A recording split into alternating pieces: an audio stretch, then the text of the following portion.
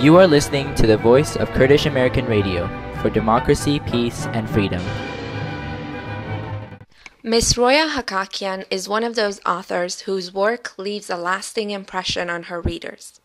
Her sensitivity to the complexities of life, her poetic writing style, and impeccable investigative journalism makes her work unforgettable.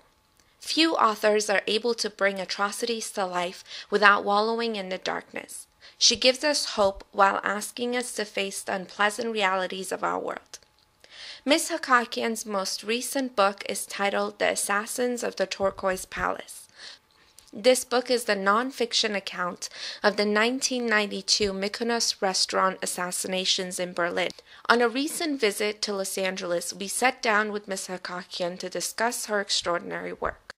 Why did you choose this particular case versus, for example, assassinations that have happened before or since? It has a happy ending. You know, I didn't want to just deal with tragedy. There are enough sad stories, and I wasn't interested in tragedy for the sake of tragedy. I wanted a happy ending. I wanted a story with lots of surprises and unexpected twists and turns, and this had all of them.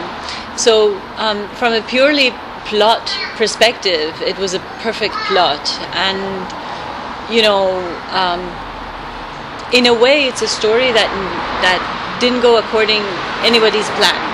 You know, the victims and the survivors had expected it to end differently. I mean, they had all expected it to go the way that, you know, the Iranian regime seems to always achieve. Then the perpetrators were certain that they would get off, you know, and so what I loved about it is that it was a surprise to everyone on both sides, and it just went in its own direction, and I thought, what a great story. That's great. How did you navigate like being able to hold such burden, you know, because you all these characters depend on you to be able to tell this story to the world? Well, there's one thing that I have to correct, which is that the story had already happened and ended, and I was showing up on the scene years later. I wish I had been there when the trial was on the way and things were occurring, but I got there way after it was all over. In a way, I was bearing witness, but I also wasn't, because it was after fact that I got onto the scene. However, you're right, because, you know, for example, I sat down with the daughter of Nouri Dekhordi, and I think either I was the first person with whom she had agreed to talk, or I was one of the first people with whom she was talking. And I knew it was really difficult. Sarah? Yes. And, you know, I talked to Parviz's daughter, and, you know, she wept in front of me, and same thing for a lot of others. My only consolation was that if this becomes a really, really good book, a book that you know, does well, a book that people read widely, then what they have entrusted me will pay off. That I will be not just a witness, but a worthy witness. Because I think part of why the story, you know, their pain is still so raw, is because there has never been a proper ending to this, in that even though there was a trial, even though this particular case got a lot of attention, it's still a story that by and large has remained unknown, and I think if a book does well by its characters, and you know, if the writer does her job properly and bears witness properly, so that the story can become one that people read widely and sympathize with and empathize with, then maybe it has all been worth it. One of the things that I hope it does is that it shows that we don't have to shy away from such tragedies because they make us look bad. Because I think one can look at tragedy from an original perspective and cast it in such a way that it's not shameful. And I think perhaps it's something that I've managed to do here, that, you know, I've taken a tragedy and a story that we shy away from because it's sad and it's shameful, and have recast it in a way that we can now own it and say, this is us, look at us. And I think it's actually, in my view, one of the very foundations that makes for a successful movement, you know, for liberation, for democracy, for whatever else you want to call it, that you can't be ashamed of your history. You can't be ashamed of your past. And you have to own,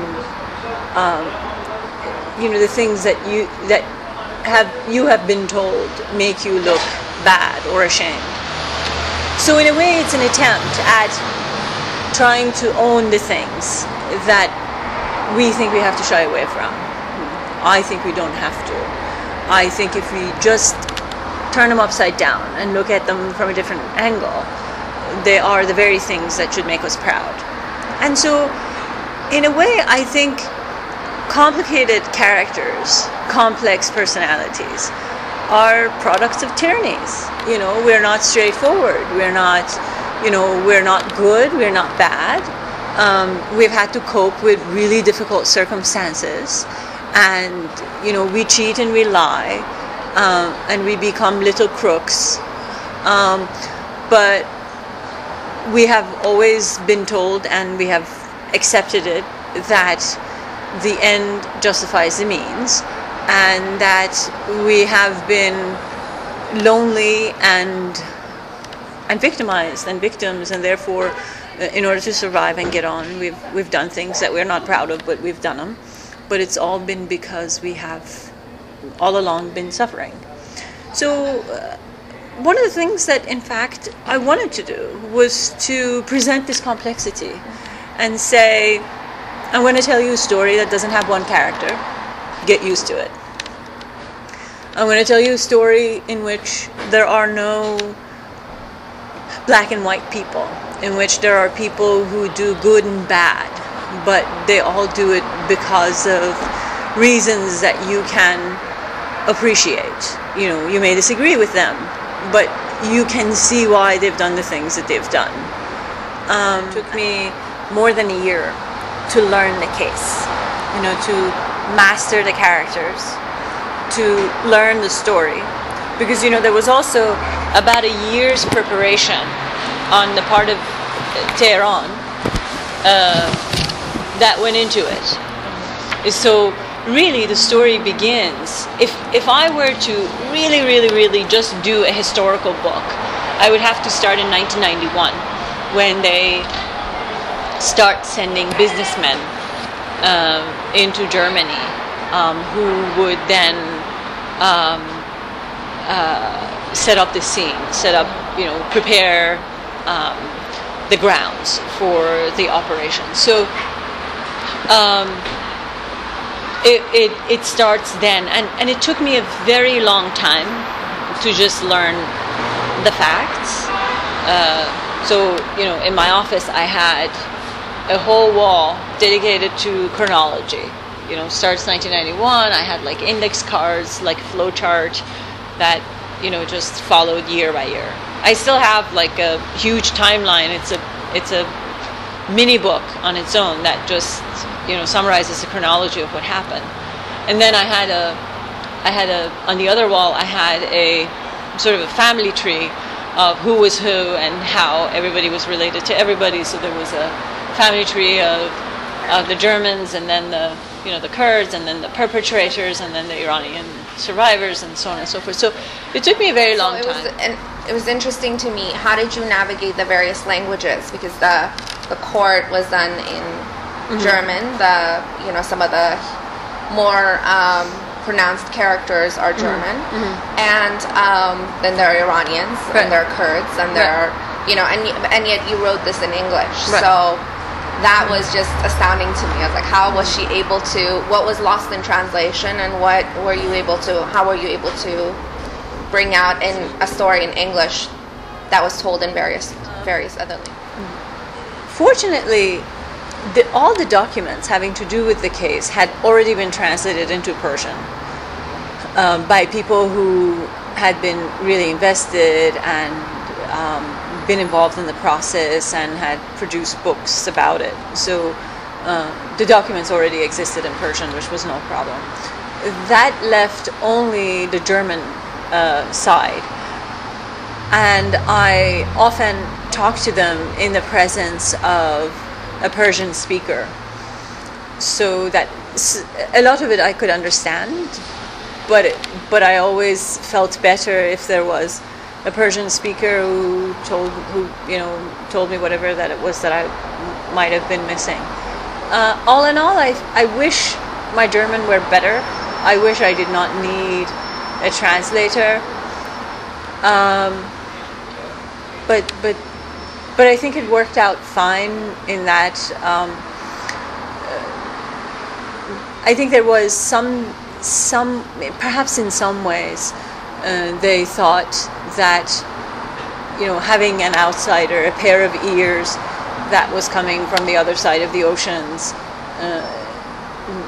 was something fresh for them, and so they were opening up after a long time to people they had never spoken to, to someone that they had never spoken to, because they had seen each other, they had been interviewed by each other. I mean, there were a lot of German journalists who had already interviewed, say, the prosecutor, and I think being sort of a fresh face possibly gave them an excuse to say certain things that they had not spoken about.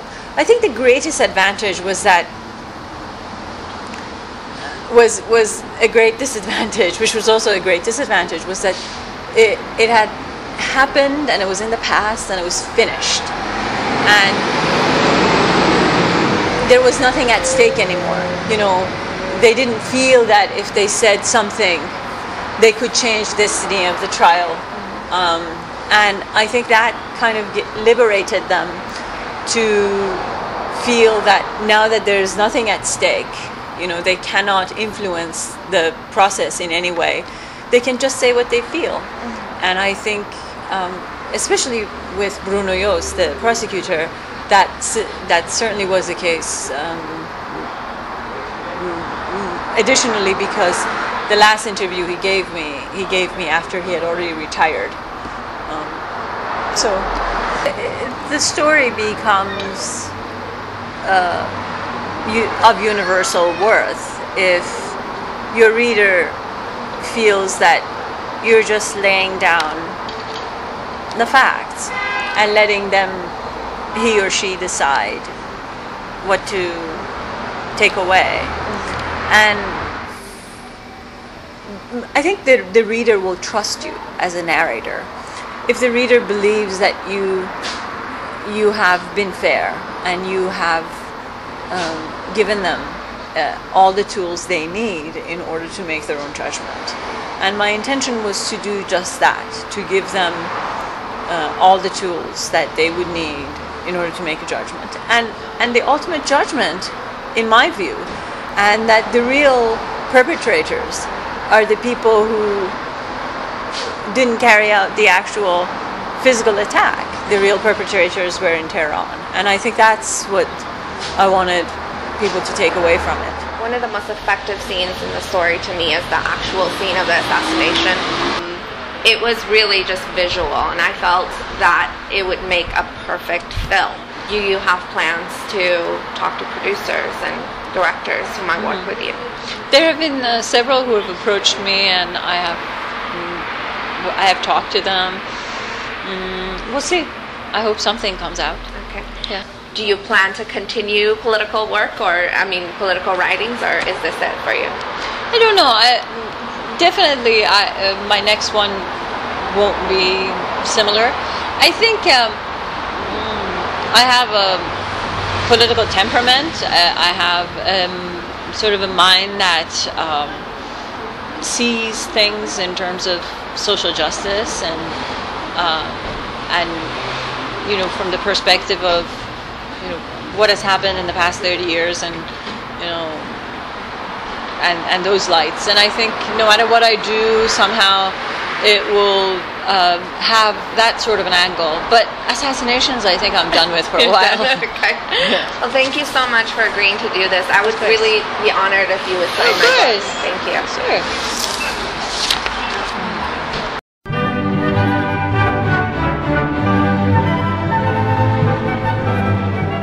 You are listening to the voice of Kurdish American Radio for democracy, peace, and freedom.